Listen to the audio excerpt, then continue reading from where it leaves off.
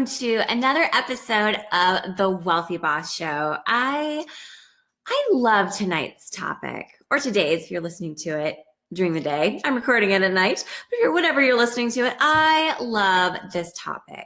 It's something that I feel like as entrepreneurs, we need to do more of. I certainly try to encourage myself to make it more of a practice, and you will want to as well by the time this episode is over. I hope that's my goal. So today we are talking about the importance of celebratory rituals in business, fitness, and in life. So like I said, as entrepreneurs, many of us are not so good about stopping to enjoy and celebrate and revel and look back on all we've accomplished. I'm not really sure why. I think this has mostly to do with the fact that we are so forward focused and we always have a million other things on our to-do list and a million more levels that we're trying to achieve of success that it can be really particularly difficult for us to look back and give ourselves a high five, give ourselves a little credit for all the work that we've done. And as entrepreneurs, we do probably so much more than we even realize. I mean, just the learning curve alone of starting a business and making it work and fit all those puzzle pieces together is phenomenal. So anyone who started a business, I don't care how quote unquote successful it is or isn't, already has a lot to celebrate because it takes a lot of work. Now, that's one reason why I wanted to chat about this in today's episode. It's something that I think we as entrepreneurs struggle with. But the other side to that is I also think and believe that it is incredibly important to celebrate those rituals, not only just for our own benefit so we can feel good about ourselves, but even more so that we can continue to do the work and show up through all of that challenge that it takes to meet our goals and continue to work towards those goals. Because the brain is kind of funny. It doesn't like to do things that it's not good at. It doesn't like to feel bad, right? That really makes sense. We want to feel good about the things that we do. And often when we don't feel bad about, or when we don't feel good about something, it can go one of two ways. It can maybe challenge us to try harder and just make us doubly resolved. But after too much of that, it can actually just lead to burnout and making us not want to keep doing the thing that makes us feel bad about ourselves. So when we can get in the habit of practicing celebrations, then it just means that we're that much more likely to get excited about repeating that behavior. Now, if you're in my Boss Body system or have ever maybe attended one of the Boss Body shortcuts webinars that I do, you know that I am a huge advocate when it comes to your fitness. I teach a whole strategy about celebrating what I call small wins. And we do this very purposefully to connect the dots between a routine, a cue, or I should say, I'm sorry, the first step of forming any type of habit involves a cue, the behavior itself, and then it immediately needs to be followed by a reward in order to close what's called the habit loop. If you can see me, I'm on the video version, I'm drawing a little circle. But if you're listening to the podcast, you totally didn't catch that. So I'll just tell you, I'm drawing a circle with my finger. So we need each of those three things in place in order to close the habit loop to create that craving where we turn a behavior into automatic habit. I go into much more detail about this on the Boss Body shortcuts. If you ever get a chance to attend one of those webinars, I really think you would love it. And we go into a lot more detail about that. But I'm also just excited that is relevant in so many other areas of our lives other than our fitness. And in fact, I'm getting ready to bring some behavioral specialists on to the Wealthy Boss Show in the coming weeks whose expertise is in looking at how tiny habits cement behavior and change behaviors.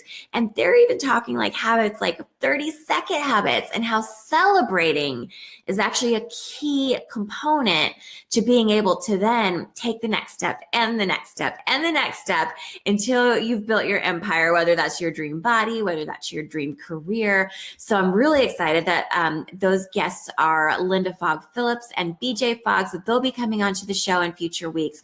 But the more that research that I've done in this, the more I've come to realize that you've got to celebrate the small things. It's really only by taking one little step at a time that we can ever hope to be where we want to be. So it's true, that old saying, the journey of, the journey of a thousand steps. A thousand miles begins with one step. I just butchered it, but we've got to celebrate those first steps, particularly if it's something newer that we're trying to adopt. But I would wager to say, let's just celebrate all the time. Okay, we work hard, we deserve it. Let's celebrate all the time. So those are a couple of reasons why I think it's important to have this conversation. So let's dig into a little bit of the how.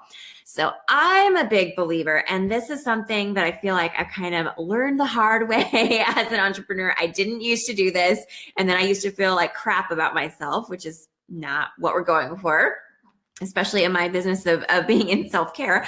So I have gotten so much better about celebrating the effort instead of the reward.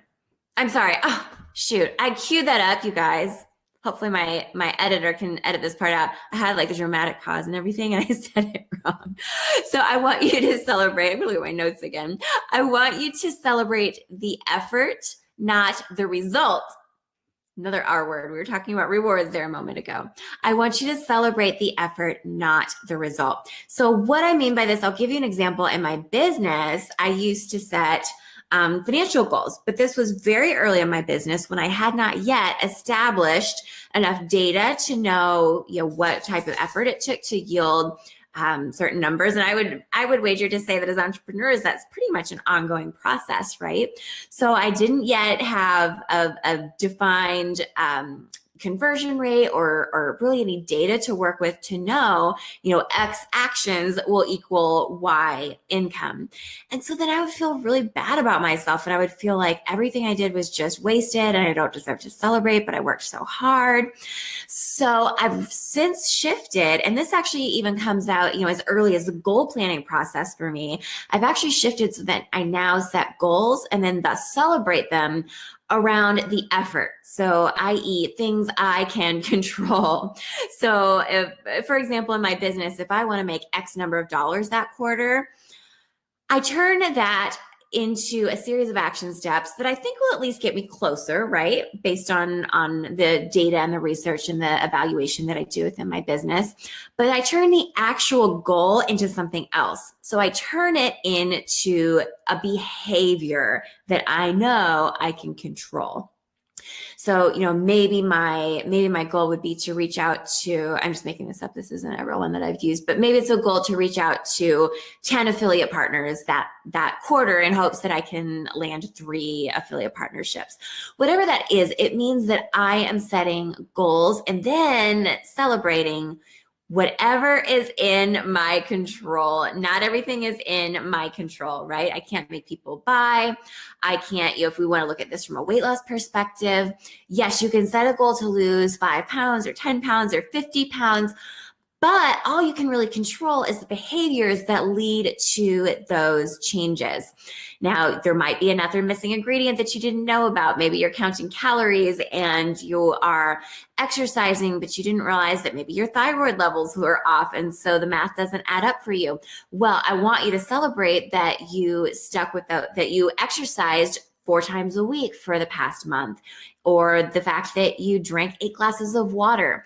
Those are the things that are in your control. So I want you to not only goal plan, but then also celebrate the effort, regardless of whether that that intended result or reward that you had in mind actually came to fruition. Because oftentimes we set our targets super, super high. It's just something we do as entrepreneurs. They're not always totally realistic, which is okay, but we want to make sure that we're still honoring ourselves for the work that we do.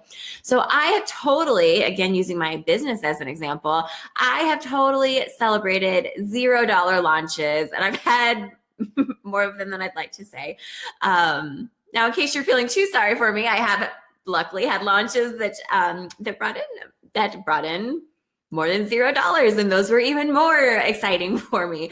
But my point is, I have a ritual that whenever I do a webinar or open up registration for a launch, I pop champagne either right after the webinar or if nothing else at the very end of the campaign. And I do that regardless of whether I met my income goals or not, because I did the work that I committed to do, and I honor that in myself. I respect all of that hard work, and it just validates all that I put into that process and makes me a little bit more excited about doing it again the next time, and hopefully improving and inching my way closer and closer to those goals. Now, a couple of things that can help you make the most of your celebratory rituals is include others. So this can be a great way. We often don't pat ourselves on the back, but if we can build in that sense of community, then often the other people in our lives are going to be more apt to recognize that effort and really help celebrate it. So oftentimes it feels like something, I know for myself, it doesn't feel like something is real until I tell my husband, Jeff, and then, that joy just gets magnified. You might consider the Facebook groups that you're in, or your forums or your masterminds. And if you're not part of any, you might want to seek some out. This is the same for business and for fitness. I know my friend Amber De La Garza, who was on the podcast a few weeks back from the Productivity Straight Talk community. Every Wednesday in her Facebook group, she posts Wednesday wins. And it feels really nice to know that you're going to have that forum where people don't think you're just, talking real highly of yourself and totally being arrogant. Find those places that give you that outlet and then use them. Celebrate, even if you think that it seems like a small thing, because I am guaranteeing you that someone else doesn't think it was a small thing, and they're going to help you see just how great that was. Fitness is actually one of those areas that is very beneficial to shout out to yourself, especially in an online forum.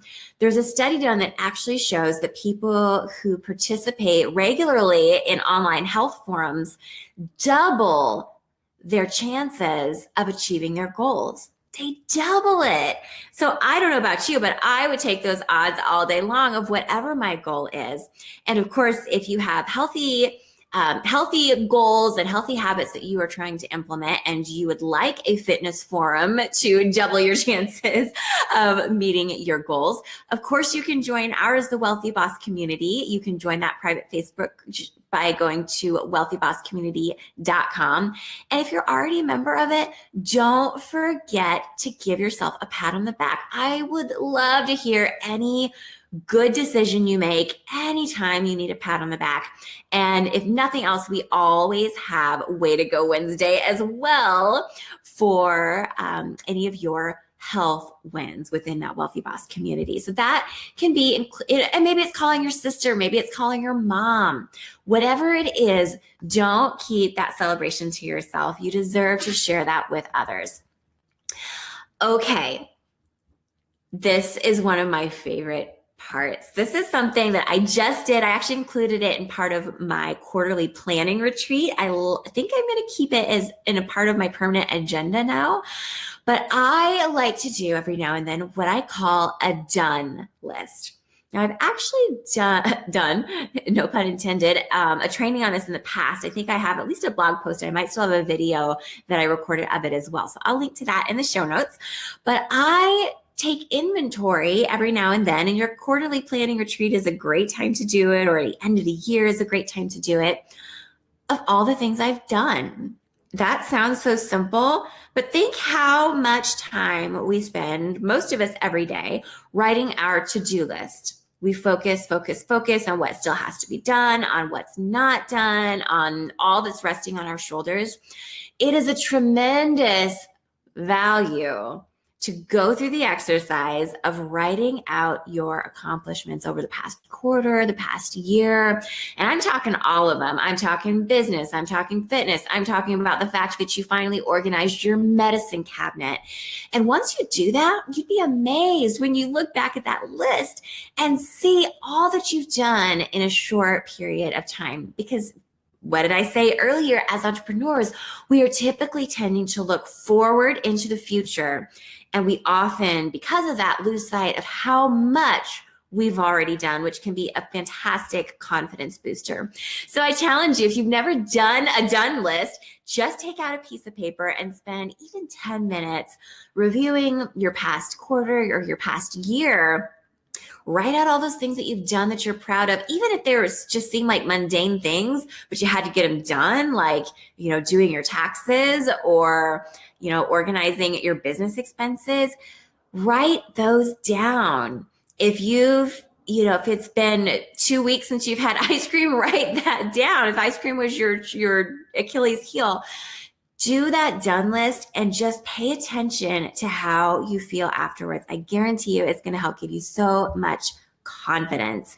So here are a few other celebratory ideas. One thing that I like to point out, of course, it's always great to be able to spend money on ourselves or treat ourselves or indulge. If that's not necessarily feasible for you, again, because we are celebrating the effort, not the result. So we may not be swimming in oceans of cash to celebrate every last thing that we've accomplished. Then there are plenty of ideas that are free. So maybe for me, I really love building in rewards around taking time off. So maybe this is spending, a weekend off if you are used to working on your business all week. So maybe maybe it's taking a whole week off. Maybe it's turning technology off for a certain period of time, which can give you a lot of relaxation and release from constantly being glued to your devices. And maybe you do treat yourself to something small. Maybe if you hit a big fitness goal, you buy yourself a new fitness outfit or new shoes or that new gadget that you had your eye on. I'm always a big fan. To me, champagne never gets old. So popping a bottle of bubbly, to me, that is always appropriate. Even if it's a fitness goal, hey, no judgment from me. We already mentioned how important it is to quote unquote humble brag to your community. They're going to love you for it. They're not going to think you're stuck up. And again, as I mentioned, most masterminds or online Facebook groups now, whether that's for your business or your productivity or for your health, most of those actually have like themed days where you get to shout yourself out. So take advantage of those. It might be something as simple and tangible as texting a picture of something that you just created or did or accomplished to someone else, a loved one. I recently did this really cool project and I spent way too much time trying to decide on it. So for me, this was a big deal to try to decide on the wall hanging that was going over our future baby's crib. And I got super creative and I did it. And I created this awesome little, I don't even know what you call it, kind of like a dream catcher, but just straight on the wall. So it was like a wall hanging with ribbons and pink feathers, and it looked super cute. And I even used like sustainably harvest feathers. So I celebrated by taking a picture of it and sharing it on my Instagram page from my adoption Instagram account. So it can be something just as simple as sharing what you did with someone else through a picture. You might look at doing something that involves designated fancy stuff. So probably, many of us might have had grandmothers or mothers who would have their good china. So maybe you have something that you use and bring out just for special occasions, but I would encourage you to consider special occasions to be maybe more frequently than you're actually celebrating them. So Jeff and I, again with the champagne, gosh, I've mentioned it like 3 times.